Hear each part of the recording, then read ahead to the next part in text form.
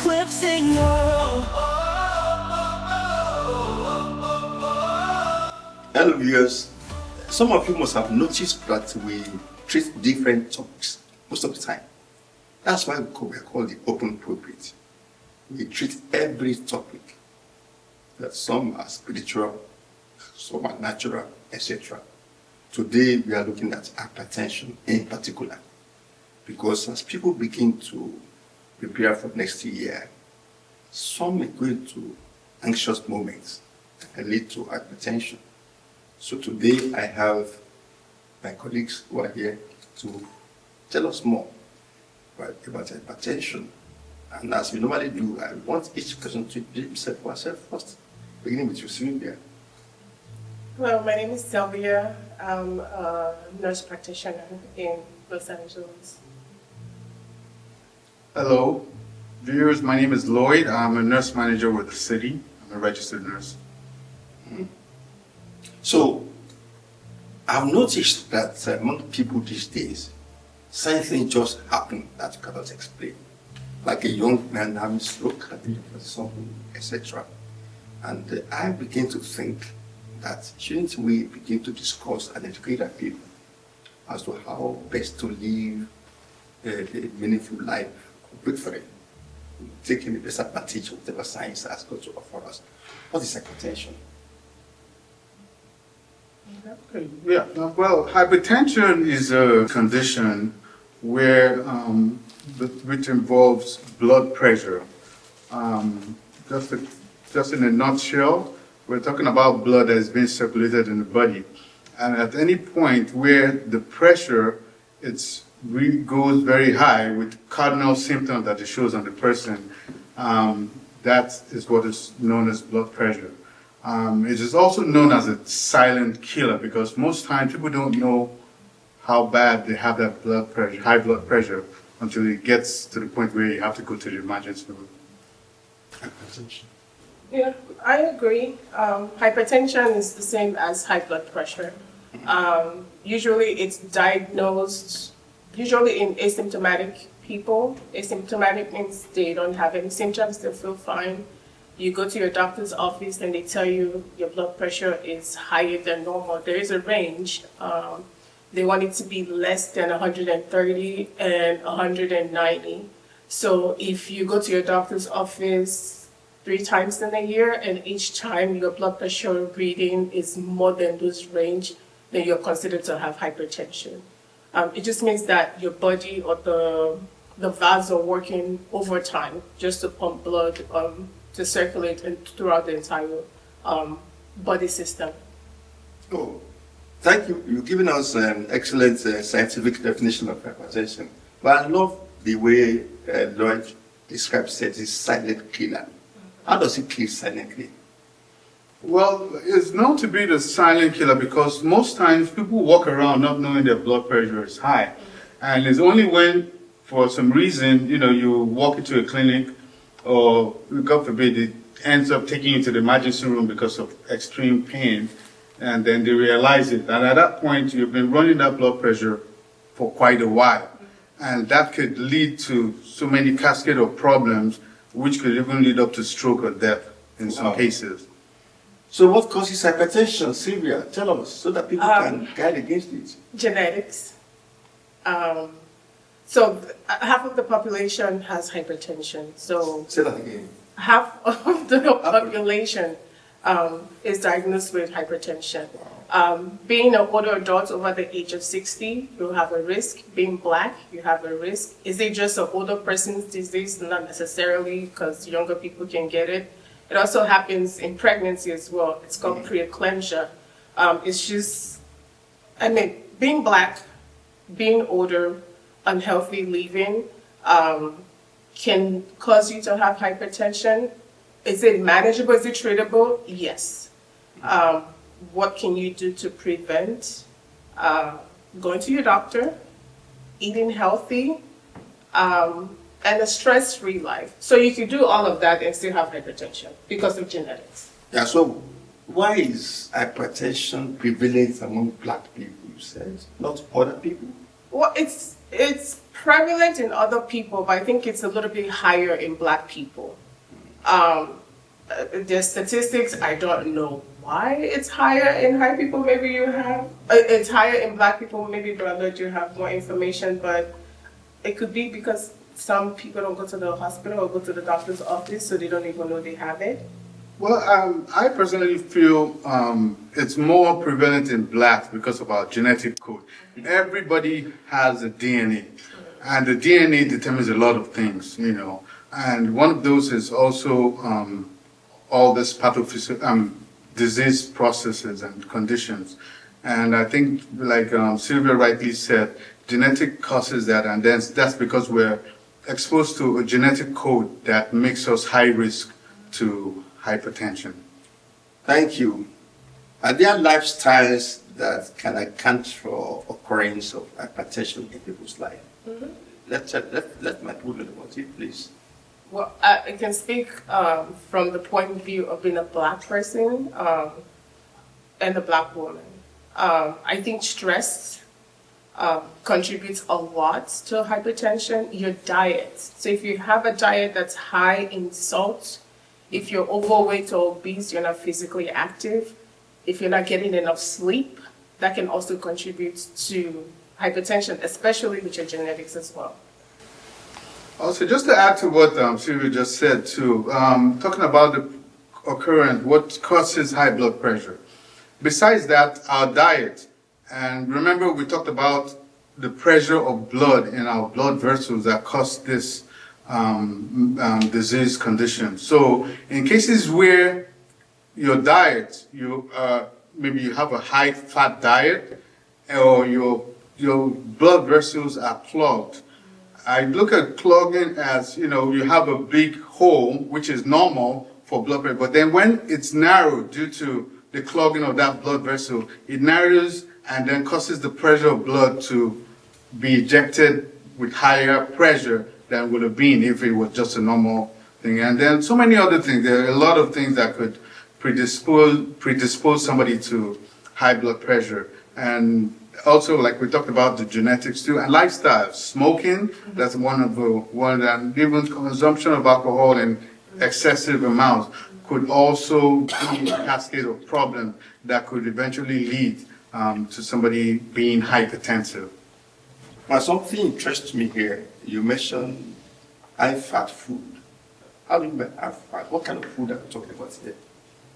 Well, when I talk of high-fatty food, my mind goes to one of... Don't mention it. Yeah, don't mention it. What is called atherosclerosis. Atherosclerosis is a medical condition in which there are plaques inside the blood vessel wall, and that is caused pretty much by eating foods that are high in fat as well. What examples of food are we talking about here? Fried food, Fried food. fast food, palm oil. There's nothing wrong with palm oil. It's just everything in moderation, right? If you're eating a lot of bread, a lot of rice, there's no veggies. Like everything you eat has fat. That causes an accumulation in terms of cholesterol, right? It's the same as Lloyd also spoke about, like just with triglyceride, when you eat out, you're not really in control of how the food is prepared, especially if it's fried. So recycling of oil and over makes a difference. And also we recommend using olive oil versus using corn oil or I think avocado oil. So the less amount of oil you use, the better it is for your heart. Also, to add to that, processed food. Like Sylvia mentioned about sodium. Sodium is salt. So anywhere salt goes, water goes. And in processed food, we have... Say that again. Anywhere salt goes, water goes. It attracts water. So sodium is one of the common things that is used all the time. Yeah, we use a lot. So if for any reason, because there's a cascade of events that cause blood pressure to be high, one of them is when we consume a lot of salt. When we consume a lot of salt, the body tends to put in water with it, so into the blood vessels now. And so when the salt is inside the blood vessels, water is attracted into it and causes the pressure of blood pressure to go up high. So we should use less salt. Less salt, yeah. The recommendation is and eating. Yeah, no salt diet.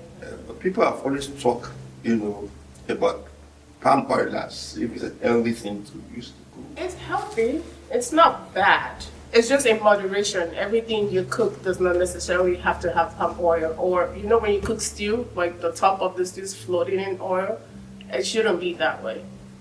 When my mother taught me how to cook, I used to pour too much oil that the entire soup will be hidden under the layers of oil. So that's not good, right? Yeah. Wow. Okay, how does somebody detect that he's hypertensive early? I think early screening, going to your doctor, having a blood pressure machine at home. If you know there's a family history, it's important to just check randomly, but make sure you are comfortable, right? Both of your feet are flat on the floor. You haven't drank any coffee, you haven't done any form of exercises, and you're sitting flat, relaxed, and you check your blood pressure. Recommendation, check in the right hand and also on the left hand. If it's high, it's not a cause for alarm. That's an opportunity for you to schedule an appointment to go talk to your doctor and tell them, hey, I checked my blood pressure at home. It was high. And some people have instances where they go to the doctor's office because the doctor's wearing the white coat. The blood pressure goes up because you're in a stressful situation. That's completely normal, a white coat syndrome. So we recommend check at home, take those readings to your doctor's office so they can compare and see if you actually have high blood pressure. But if you have a family history and your lifestyle is not excellent, there's a higher risk that you do have hypertension. So anxiety also contributes to hypertension. Yes, Ken. Anxiety of what, for example? Well, generally, stress, work stress. It could be work, it could be family dynamics, or it could be, just social life. If you're broke, you don't have money, that could also cause stressors. So you're sleeping less. It just seems like when you're asleep, you're awake because your brain is constantly working, which should not be the case. People have excessive money. Are they also susceptible to hypertension? Yeah, the rich also cry. Yes. The rich also cry. Wow. Talk to me about that. Well, all that glitters is not gold. That's what I feel. Sometimes people have money. You see all the celebrities and all. You don't know. They come out in the limelight and they're smiling, but you don't know what their mental state is when they're away from that limelight. And those are things also that, could preempt somebody to hypertension. I think hypertension is not a poor man's disease. It's not a rich man's disease. Okay. It's a human disease. So it can affect anybody. It doesn't matter if you have money, you don't have money. But genetics and just lifestyle, even if you have money, you're stressed about things. If you don't have money, you're stressed about money, but you might have joy in other aspects of your life. So it's just life, unfortunately. When I see patients and they come in and they complain about what's called an occipital headache, so headache at the back of their head constantly, that's a sign that most likely, of course we have to do the blood pressure check and that. That's a sign that that person has high blood pressure. Especially if it's not relieved by any over-the-counter medication. Okay, but my issue is, if one has headache, how does he or she discover whether the headache is frontal or from the back or from the side? I think headache is headache. No, you feel the pain where it is. Wow. Yes, there are tension headaches, and that's when you feel on the temporal area. So these are the temporal areas. So that's headaches you get from stress. It could be from work or from maybe a task you're going about. But then there are times you have that occipital headache, and that's always almost sure that when you have headache at the back of your head this way, that's likely that your blood pressure is high. And if it's not relieved, The way you sleep and you rest your head, does it? No, you might have neck strain. Okay. From that. But I think the main thing with hypertension is to not get a stroke. So we also tell patients there are headaches that comes and goes. It's different from migraine headache, but if it feels as if somebody took a hammer and hit you on the side of your head, it's called thunderclap headache.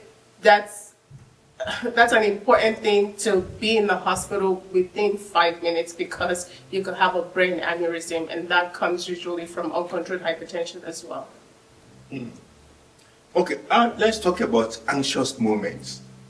Maybe when you are full of expectation of something that you want to happen or something you don't want to happen.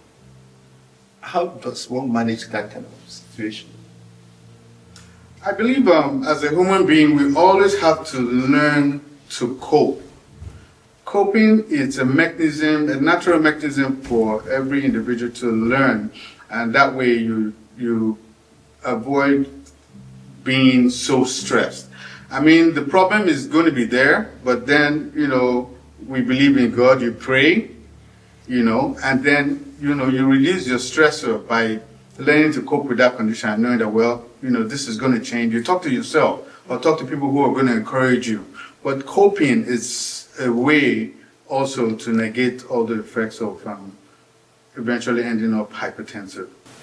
Yeah, I've done some counseling and I discovered that some people take their work, their assignment back home, which means they have no hours of resting. Particularly these days when people work from home, for example, what advice do you have for people like that? My recommendation is there is always work to be done, Yes. right? So if you have a business versus if you work for somebody, it's completely different, right? So if you work for somebody, you can clock out like I'm done. Versus if you have your own business, it's a 24 hours, 7 days a week, 365, 60 days. Okay, but if you have to be in a good mental state in order to make decisions, even concerning your business. So worry about what you can today. Tomorrow is another day to figure it out. That's my recommendation.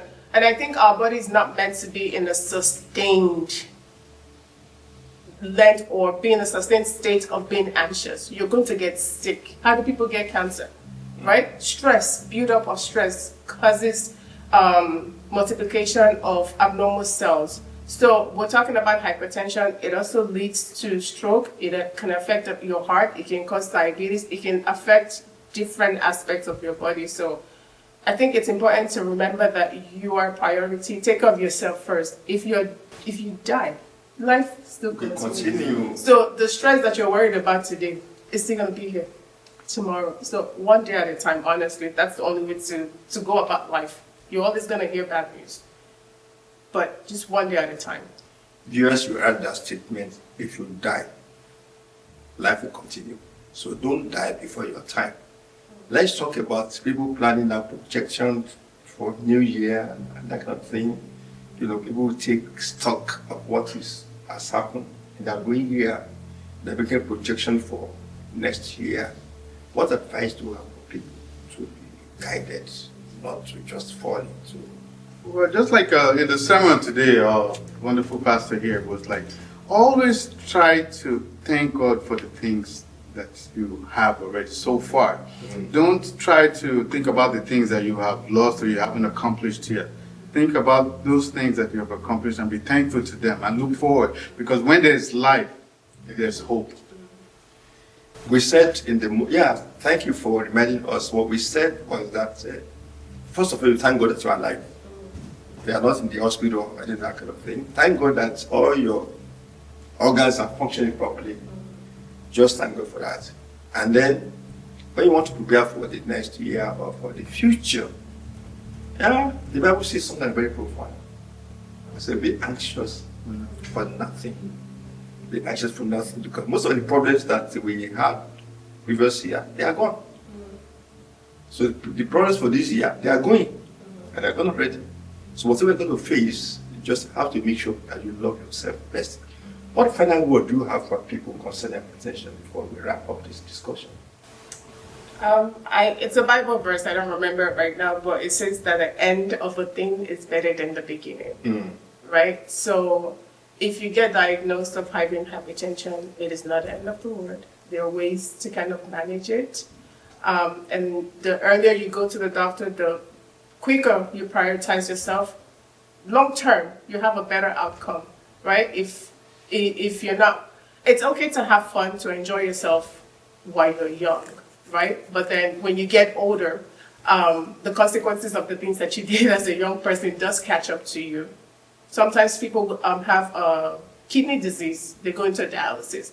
So think about 4 hours, 4 days a week of dialysis. That's like a job when you can manage and take care of yourself right now. So it's the end of the year. It's time to reflect.